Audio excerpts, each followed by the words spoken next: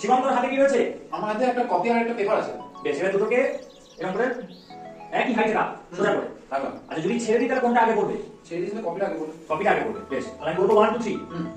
1 2 3। আচ্ছা, তাহলে কপিটা আগে বললো। এটা কি কারণে আগে বললো? এটা হওয়ার ফিকশনের জন্য। হ্যাঁ, তার মানে পাতা সেটাকে কি করছে? এই কাগজটাকে ভাসিয়ে রাখছে। কিন্তু খাতাটা ওজনটা বেশি বলে ওকে ভাসিয়ে রাখতে পারলো না, আগে পড়ে গেল। আচ্ছা, যদি বাতাস না থাকতো তাহলে কিন্তু একসঙ্গে পড়তো।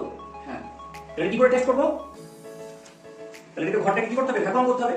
ভ্যাকুয়াম করার উপায় নেই আমাদের। তার জন্য আমরা একটা কাজ করছি, এটার উপরেই এটাকে রাখছি। এটা যদি আমরা একসঙ্গে ছাড়ি তাহলে কি হবে? এই জায়গাটা ও ভ্যাকুয়াম তৈরি করে যাবে। যেহেতু এটার উচ্চতাটা কম, তাহলে হাই প্রেসার থেকে লো প্রেসারে হাওয়া ছুটে আসবে, কিন্তু একে নাড়াতে পারবে না, কারণ এটা খুব পাতলা, এর গায়ে একদম লেগে রয়েছে এটা।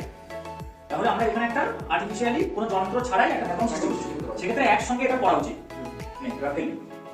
1 2 3 হয়েছে?